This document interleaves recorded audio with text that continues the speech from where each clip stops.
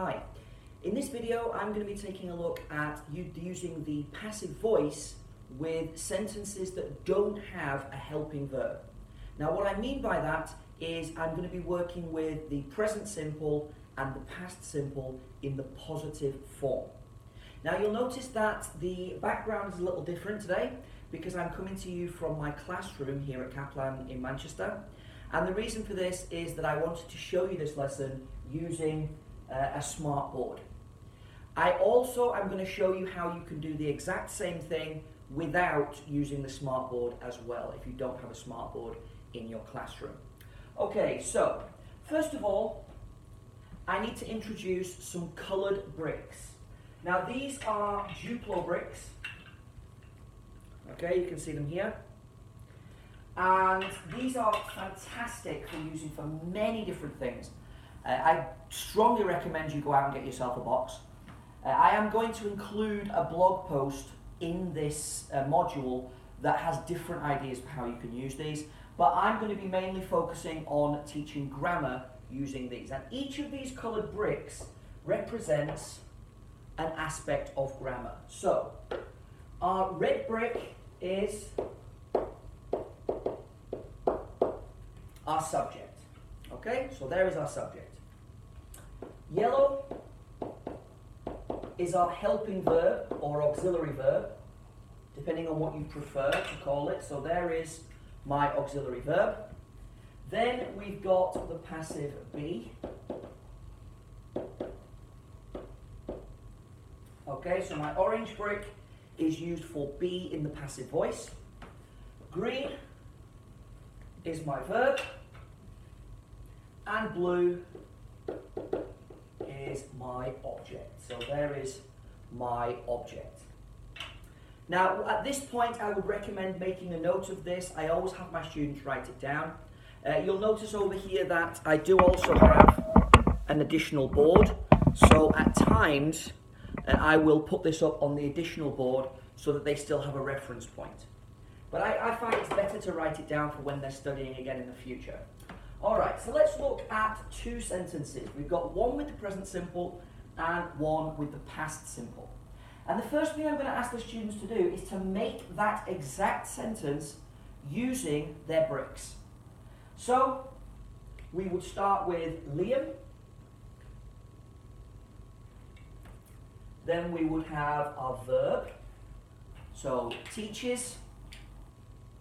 And then we would have our object, classes, and it would look something like that. Now, one of the reasons I love Duplo bricks is because they're great for tactile learners. Some students really enjoy having objects they can hold. It's also great for visual learners because of the colours. Alright, so that would be my sentence. Then I would ask the students, can you make this into the passive voice? Now, this is something that if you're a student, you should have studied at the pre-intermediate level. This should not be new. And usually a student will tell me, okay, so classes are taught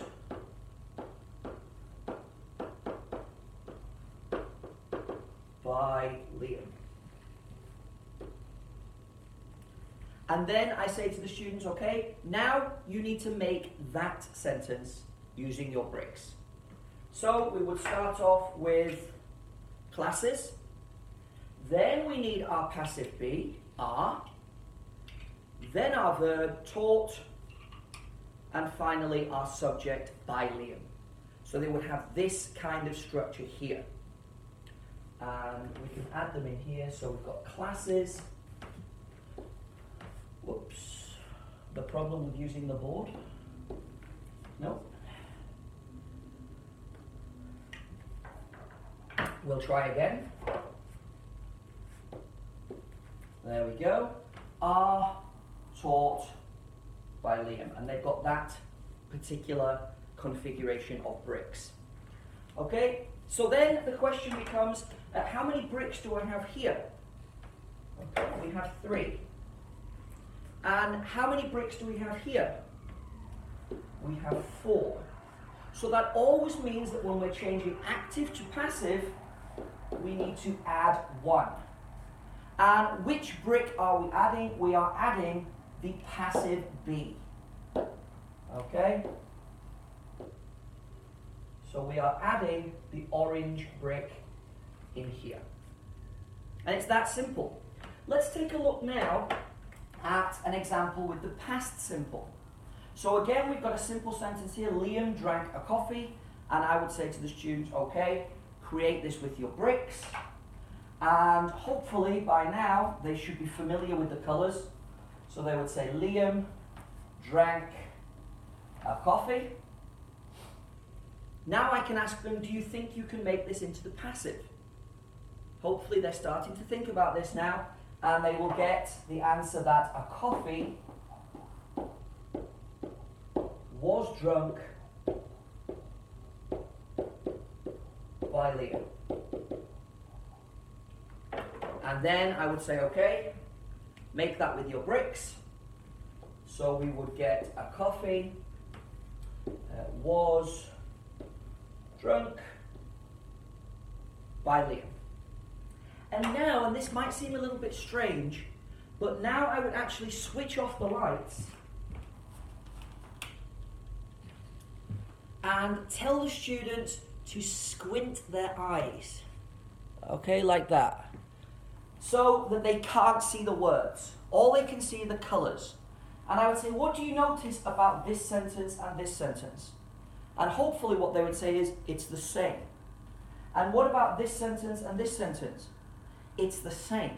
So when you're learning about the passive and active voice using the present simple and the past simple, if you can remember the sequence of colours, red, green, blue, and here blue, orange, green, and red, then you will be able to remember how to construct that sentence. I'll just put the lights back on here. And that's it for this video. In the next video right below, we're going to have a look at what happens when we use the negative, and also what happens when we're using tenses that are not the present simple or the past simple. Take care.